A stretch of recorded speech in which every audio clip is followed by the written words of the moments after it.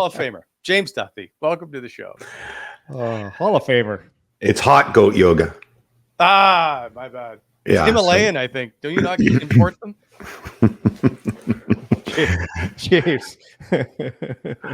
I haven't done the yoga in years, which is a shame because my body is now completely immobile, basically. So, how's my mic sounding, by the way? I was worried about the techno this morning. Sound okay? Oh, yeah. It's coming through? You clearly haven't watched Jason York try to navigate the tech world during a podcast, okay? You sound Speaking good, of Hall James. of Famers.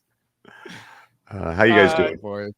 Fantastic. I appreciate you taking the time. I know you had a late night, and it's a busy week coming up. So I do want to get to that, James. First, I want to go back. It's been a tough, obviously, last week for you guys, especially for you.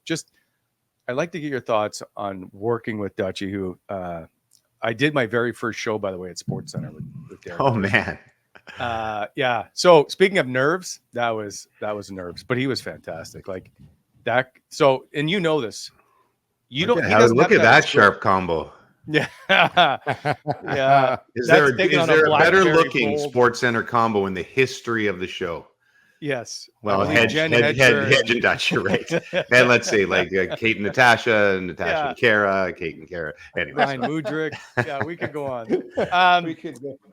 He doesn't need a script to do a show, which fascinated me. Like he didn't even look at it. I'm like, what are you doing? He's like, yeah, well, probably one of the best ad-libbers ever. Yes. It's funny. I was thinking last night, you know how you remember weird things in your life? I was still back in Ottawa at CJOH when, Yorkie was dominating the league with the Sens, the late 90s. And Yes. I can remember Billy Patterson coming to me and saying, hey, look, TSN sent out a release. They have their new, Sports Center hosts, and it was Darren Detition and Mike Toth. And I think that she'd been there for a short time, but I didn't really remember it. And I didn't know what to make of him at first because, in Ottawa, I kind of learned under understated guys. Brian Smith, Billy Patterson, they were old school sportscasters, very understated. And that's kind of the way I was brought up. And then here comes this guy from Saskatchewan who's just bombastic and talks a little bit differently with this drawl. And I wasn't sure what to make of him. And I think of maybe it was a year later or 2 years later that I got hired. And I don't think I appreciated him till I got there and just started loving the guy. And you're so right. He could talk forever. We were joking the other night, Rod and Jen and I, that, when you do that Sports Center together and you only have, in the old days, they'd let you talk for a minute off the top of the show. I don't think they do that anymore. And maybe a minute in the middle and a minute at the end. And if you didn't talk first, you weren't getting a word edgewise because he could fill the whole thing. And you mentioned your first show. That's something because I had done it for a little while. But I think when we became a tandem in around 2000, I was really nervous because he was such a massive personality and I didn't know if, my personality would fit in with his, but man, he was such a welcoming guy and he made me laugh. Man, the 2 years I spent with Dutch and the year and a half I spent with Rod are some of my favorite years at TSN because I just laughed and laughed and laughed. Yeah, he was just a hilarious dude. Yeah. James, I was watching the other day, and you guys were just telling stories about Duthie. Oh my God, with taking his pants off for a broadcast. Yeah. Jen saying he skips leg day, and the same joke over and over again when he gets to the studio and tells everybody. Like, I didn't know Duthie, but just the way you guys painted the picture of him just sounded like a tremendous fun guy to be around. Oh, he was. I mean, one of the ones I've forgotten, but somebody brought it up on Twitter was one of his. Daniel Sedin had just had a baby, and he goes, I don't want to start any rumors, but it looks a lot like Henrik. like that is Duthie in a nutshell, right? Because it's extremely funny and creative as heck. I don't want to bore your listeners with a lot of the story and repeat a lot of the stories that I told the other day, but man, there's just a million of them. And he was on like all the time. There was no off switch. I live up in Aurora and I basically moved here because working with Duthie told me how great it was. It's a little town, half an hour north of Toronto. And so we would golf together, and I'd pick him up at 6 o'clock in the morning. And as soon as he walked in that car, it was like you were watching the 11 o'clock Sports Center. Like I'd be half asleep, and he'd come in and go start talking about some game at full throttle. Right? It just was. Yeah, he was one of a kind, and one of a kind is rare these days, I think. But he was truly one of a kind. I had that conversation, I think, with Ian Mendez too, and he was just like, we may never see someone like that again, who's that type of personality. And by the way, like James and Yorkie, you guys know in our industry, it's hard to find people that don't have bad things to say about you or whatever. Like you didn't find anything about. You never heard a bad word about Darren Detition ever. No. He was just a super good human being. Yeah, he was what he was. Stories, yeah. One of the because everybody said you could never tell half the stories or most of the stories. Yeah, it's ridiculous. I was going through our last text chain. The last text he sent me was just before he left for Europe. He was in the middle of a trip for Europe when things took a downturn and had to come back. And he was in Europe, I don't know, 3 weeks ago or something like that. But the text he sent me, I could never repeat to anyone because it's so bad. But he had a way of getting away with it. I was saying last week, I said, if you had a transcript of some of the things Duthie said in the newsroom or even on the air, in today's day and age, people would go, he'd be canceled or whatever. But he said them in such a lovable way that he was always poking fun at himself, that he somehow managed to get away with it. And something else. I'm also really happy. One of the last, non-Sports Center events. I'm so glad I got to go to Qatar for the World Cup, and it was such a blessing, not just for me, but Duthie got to host the Grey Cup, which is usually my duty because I was in Qatar, and that it was in Sasky. And they showed the clip the other day, and I welled up watching it because for him to be, on that stage in Sasky handing out the Grey Cup is just, to be one of the last big things he did in his career, I think was the coolest thing ever. Yeah, such a big CFL guy. Oh, I loved it. Such a big every sport guy, though. That's the one thing. Like B-Wall, I try to limit. I'll be honest. Like I can't. If you had me on if you were doing a baseball pod, I couldn't do it. I used to love baseball, but I can't follow it enough because I have to focus on hockey, the sports I cover, hockey and football and golf and soccer. I can't. I don't have enough room in my brain or time to really know what's going on in all those other sports. And Duthie could carry on a conversation on basically any sport: horse racing, tennis, golf, all the biggies. He was just like, he was an encyclopedia of sports knowledge, which I think kind of goes underrated because you see this big muscular Saskatchewan guy, but man, he was brilliant when it came to everything he knew about our world. Absolutely. And so anyway, my condolences to you and the entire TSN family, because he was just a huge, huge impact in that show. So I just wanted to have a chat about him because of it. I think thank you. I said this last week. It's therapeutic to actually talk about it because if you're just sitting around your house, it's a weird job we have where you have to grieve publicly in a situation like that a little bit, where, in the normal time, I'd rather, lock myself in my house and, cry by myself. But it does. Last week when Yorkie was talking about In with Jen and Rod, we were all in kind of shock, but it was the best place to be, sitting in that studio, which Duthie owned every time he was in there, and just talking to those two and sharing stories and laughing was the best possible thing that could happen. It was. Okay. So I want to move on because I don't have much time with you. You're going into the hall now. You're going to the Ottawa Sports Hall of Fame next Tuesday. A huge class. We already said it in the show. Do you really need another award? No. And I'm certainly not worthy. Someone else have one? I try to bug my buddies that it's cumulative. It has nothing to do with the sportscasting. It's just my cumulative sports career. I led the Blackburn Stingers A&E plumbing team in scoring in I think 78. So I thank the Hall for recognizing that brilliant season. The Ottawa Olympian Touch Football League. I have a couple of trophies. I don't want to brag. A couple of trophies from there. Sportsmanlike player, something like that. Gloucester Hornets, we won some titles. So I think cumulative, in each individual sport, I might not have got in, but cumulatively. So I got it. So there's a line in your Wikipedia page. I don't know if you've read this. Maybe you've written it. I've definitely not written it. No. James Duthie was a former touch football standout in the MTTFL. Whoa. Duthie's career was cut short due to a devastating downfield head-to-head collision. Yeah, I'm guessing that was one of my touch football buddies, but that is a true fact. I did love touch football. That was my number one love. And shout out to the Ottawans being touch football league in the late Ed Laverty, because that was the greatest league in the country.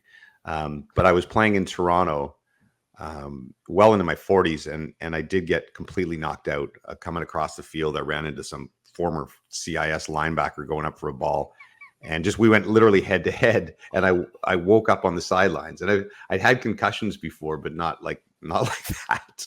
Like, apparently I was walking around on all fours gurgling, which I should not make light of.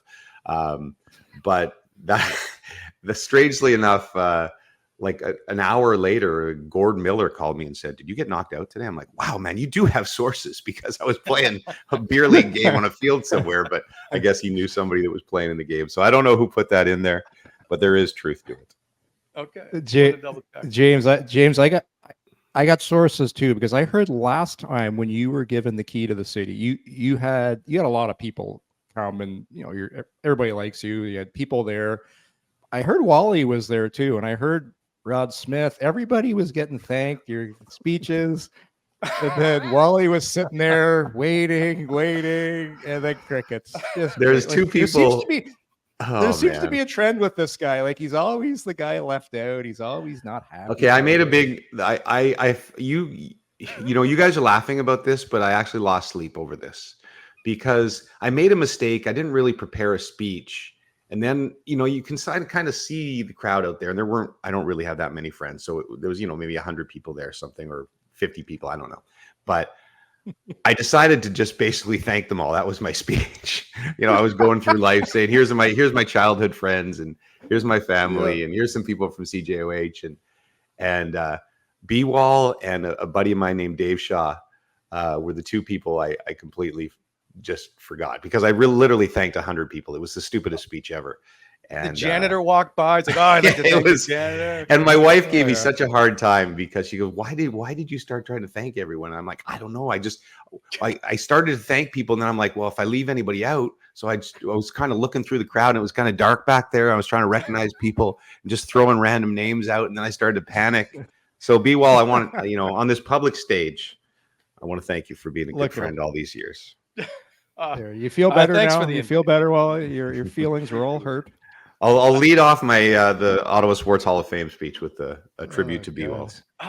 Perfect. Thank you. And Yorkie, thank you too, because I don't want to have left you out now too. Oh, thank you. Luke Richardson Richardson said he's going to do it anyway, so he didn't have to be prompted.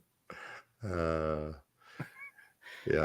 Okay, so going into the Hall of Fame, I'm just curious. Do you write a speech for this, since you've done so many things off the cuff? And I'll bet the reason I say that is before we do a live hit, you'd be like, okay, well, what do you want me to say to you, or how do you come to? I'm like, I don't know, just say something. And then of course you would just nail some genius comment. So you're not really a prepared guy. You are, but you're not. You're very good at ad-libbing. So I'm just curious if you have a speech ready. I will think about something to say. I won't have a speech per se. It's kind of like the way I do TV. You're right, B-Wall. I like to prepare. Like when we're doing a show, I'll write down like point form notes on a piece of paper. Yeah. Because we don't use a script or a teleprompter or anything like that. But I hopefully it comes out somewhat naturally, and I'll go off on tangents. But I literally did not prepare anything for that key to the city, and I butchered it horribly. So I will at least try to think of things I'll say. One thing I'll tell you, I will say, is it's such a cool class to go in with, because I have sort of little connections with all of them. But Lyndon Hooper, who is the soccer player going in, he deserves more credit for my career than he will ever know until that night. Because soccer was kind of my first thing. I grew up in BC. We didn't play hockey. The soccer season went from from October to April. We played all winter. And so I moved to Ottawa when I was 8 years old. And I didn't know how to skate. So soccer was my thing. I played for the Gloucester Hornets. My My dad was a high-ranking coach there, and we had a really good team. And our arch rivals were the Nepean Hotspurs. So I can't remember what age that Lyndon and I first met on the field, but we were the same age. So maybe 11, 12 years old. And I thought I was really good. Like I thought I could play like provincial team or, maybe have a chance at a scholarship. And the first game I played against Lyndon Hooper shattered all of my dreams because he was so much better than me or anybody else on our team. And I had to mark him, like guard him, whatever. And I was so exhausted after 10 minutes, I was almost puking and like begged the coach to come off because he just never stopped running. And my little 12-year-old self, I can still remember sitting on that sidelines going, I have no chance to go anywhere in soccer because this freaking guy is unbelievable. And that would have been my first like adolescent realization that I wasn't going to be an athlete and I better think of something else to do. Life comes at you quick. Career path change at that moment. Yeah, Lyndon Hooper is the reason I got into sportscasting, essentially. That's cool. That's By the way, Big B in our chat just says, proud Stinger alum here. Dad, original 1969 owners, still lives there in Blackburn. James' mom was my teacher. Dad worked with Jim York. So that's awesome. go. That's awesome. I was, I'll cop here that I was a horrible hockey player, and I purposely avoid, celebrity games and such because I feel embarrassed as a hockey host that I wasn't very good just because, like I said, I learned at 8. I got decent by the time I was like 13. So it took me about 5 years to catch up and had that MVP season with the B&B Plumbing Enterprises. And then I think I got into girls and quit. So yeah, it's kind of a shame. It's proof that you don't have to be a ace hockey player to be a hockey host. Very true. I was goalie of the week twice at the UNB summer hockey camp. So I know how you feel. All right. Quick question. If you could cover one sport that's not hockey, that's different from anything you've done, is there anything that you would like to do? Ooh, I should have an answer for this question, but I would have said the World Cup, but then I was lucky enough to go to that in Qatar and do it. And, because I love soccer so much, especially growing up, that felt like a, full circle of life, Hakuna Matata kind of thing.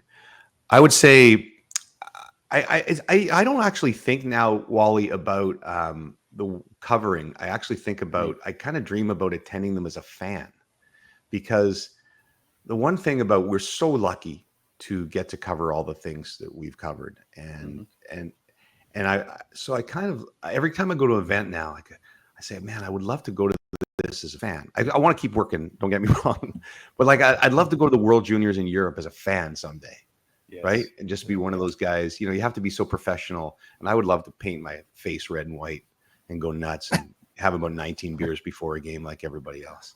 I'd like to go to a US Open tennis tournament. I'm not the biggest tennis fan, but it's such an event and everybody who goes to it tells me how amazing it is. So there's things like that, but mostly I fantasize about someday when they inevitably kick me off TSN, that I would like to go to a few events and just enjoy them as a fan. I always talk about 2010 and the gold medal game. When Crosby scored the goal, we were only maybe 40 feet away from the net. And we were actually sitting in the stands because we had this really cool studio that was retractable. So it went out over the Zamboni entrance behind where Ryan Miller was in goal.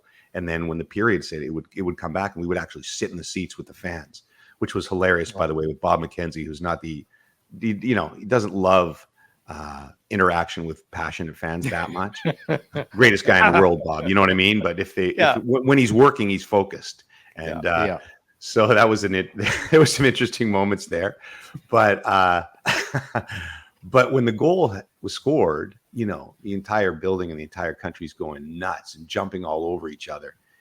And I can't do that. Right. Because the journalism and Carlton in me is so entrenched that I got to just stand there stoic like a statue. I probably did yell out of a little bit of a primal scream for a second, but then try to recompose myself. So I would like to go to a couple events and be a fan at some point. Jimmy, just so you know, I'd covered. So I started in 98, just like you did at TSN. In 99, they're like, you're going to cover Women's World Cup soccer today. I was in New York for the NBA finals. And they're like, well, today you're going to cover Women's World Cup soccer at Giant Stadium. I'm like, what? Canada versus Russia. In walk the Russians media guys all together, their briefcases. They pop open the briefcase and pop out flags right in the press box, Russian flags. And I'm like, I didn't think you're supposed to cheer in the press box. And that's the day I learned you can cheer in the press box as long as you're at an international event. The World Cup Yep. in Qatar, they have, match day minus 24 hours. All the coaches have news conferences, as you know, and it was hilarious. Canada was playing. Who were they playing? Didn't so much happen for Belgium. I think Morocco. And it was exactly the same thing. And the questions were like, Coach, you are amazing. You are best coach I've ever seen. Could you sign my flag after the news conference? Thank you. Those were the questions they were being asked. So It's wild. yeah. Anyway, boy. is that the highlight? Is that goal? Probably. I'm sitting down to write another book. I don't know why, because books are a pain in the butt, but I'm trying to write a book about different moments I've witnessed, and I've been lucky to be at some really cool ones. So that's probably top of the list. But Tiger winning that Masters in 2019, the Raptors winning the championship, and I was sitting next to Chris Bosh 10 rows back, and that was really cool. And honestly, one of the ones that is the Red Blacks winning the Grey Cup, just because that was such a big part of my youth, sitting in the stands since I was 8 years old with my dad and my mom. And my dad was dying back then and wasn't at the game, but for them to win in that fashion, when it was a shocker, I don't know, like 13-point underdogs to Bo Levi and the Stamps, and Henry's knee gets locked up and doesn't look like he's going to play. And then for them to win in overtime. And then for me I think that was, one of the first years that I was hosting Grey Cup, to be on that stage presenting the Grey Cup, and then called my dad right after. That was one of the coolest moments of my life. That's pretty neat. Okay. Coolest How do you fix the sense? Oh, go ahead. Oh no, I just coolest moments, James. I'm trying to remember. Did you win? Because you've covered the Masters for a long time. Did you win the media draw one year to play? Yeah. To play against? I forgot. That's right. So you Yeah. played it once, or how many times? Just once. I mean, I hope to be back a few more years and get another chance. So when you win, there's a 7-year waiting period before you can win again. The odds are better than you think, because there's essentially the same people cover the Masters every year. Obviously some new people, but for the most part it's the same people. There's a lot of people who don't play golf, who aren't interested in it, and so then I think the odds are kind of, let's say 20% once you're in the. It's not like astronomical. I mean, it took Bobby Weeks, I think, 22 years to win. I won in my third or my fourth. So I won the year that Spieth put 2 in the water and Danny Willett won. Yeah. And it was incredible. I'll tell a quick story I always tell. So we have a rental house, and so everybody's leaving early on Monday morning to fly home. And so I'm alone in my house, and I call a taxi. They give you this, this beautiful invite that says show up at Magnolia Lane at 8:45 or whatever. And I had just, back then, I'm a little crazy about golf now, and I'll try to play in the winter on the simulators. But back then I wasn't as crazy a player. So I put my clubs away in October and just pulled them off the shelf and brought them down just in case I'd won. So I hadn't checked anything. So I'm waiting for the cab to come, and I open my bag, and there's only one golf ball in my bag. And I'm like, holy crap, I'm going to Augusta National. So I get in the cab, and I said, is there any place open? It was Monday morning at like 8 a.m. And she says, the only place open is a Walmart, sir. So she takes me to Walmart, and all they had at Walmart was Top Flight Hot XLs. So for the non-golf fans, no offense, Top Flight, not exactly your high-end golf ball. So I showed up at Augusta National with a dozen Top Flight Hot XLs. Ready to go.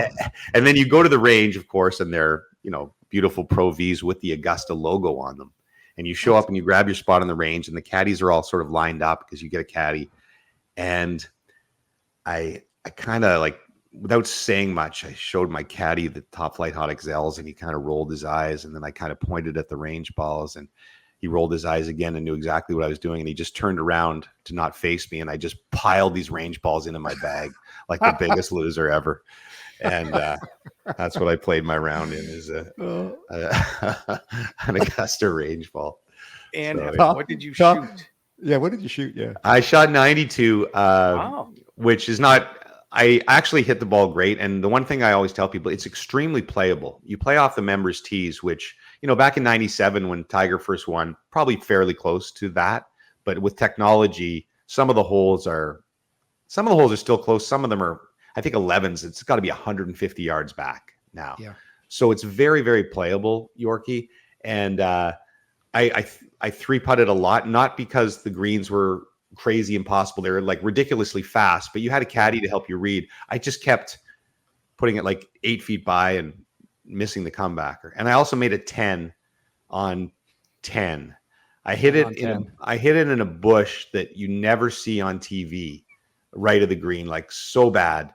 And anyway, took a 10. And I always try to describe to people, and they're like, I don't know what you're talking about. And then Rory hit it in that bush like 3 years ago, and I was back in the media room watching. I'm like, hey, that's my bush. That's my bush. Rory hit it in my bush. So I'm really hoping I get another shot, because I feel like I'm a better golfer these days. And but it is, it does get in your head a little bit too. I don't know if I've ever been more nervous than on that first tee. Okay, is the 92 with the 10 carded, or did you take? That's a 92 with the 10. So I actually played. That's pretty good. I got like 8 pars or something like that. But a 10 and a bunch of 3 putts really hurt me. So I would have been like an 85 or something like that, or an 80. Yeah. So when you're putting in your score at Augusta, Golf Canada, the Golf Canada. Right. It knocks me down to like an 84 or something. That's right. No, I think I was about a 16 handicap, so it probably didn't knock me down too much. Oh God, that's great. I don't know if you can do this quickly or not, because I'm way past your time as usual. If you know the show, No, I'm okay. Over. I'm okay, bud. It's how do you fix the sense? Oh, good geez. I don't have a lot of time left. Okay, well, like I don't pretend to have any. You guys probably discuss this endlessly here. I don't pretend to have any answers, and I don't think I'll say anything original that either any of you or some of your other guests have said. I think that you have to change 1 or 2 players from the core. It's almost like the Toronto thing where they say, oh, they're good players, but they don't work together. And I think it's the same thing in Ottawa, where you can say, yeah, they're still really young and such. But I think there's a point where you go, we have too much of the same player, and you have to, for the sake of change 1 or 2 players from that core. Obviously, if they could get Ullmark or a guy who can make saves would make a huge difference, and maybe we wouldn't have all these conversations about everything else. But I just think collectively, team defense, they're one of the worst teams in the league. And you've brought different coaches in there, and Jock made some strides here and there this year, but when you've had like 3 or 4 different voices and it's kind of the same thing, then you need this is like Captain Obvious 101, but you need a guy who's going to make saves, and you need a team that just plays better team defense. And like I said, I'm sorry I don't have anything more original to say, but I think it's pretty obvious. Nope.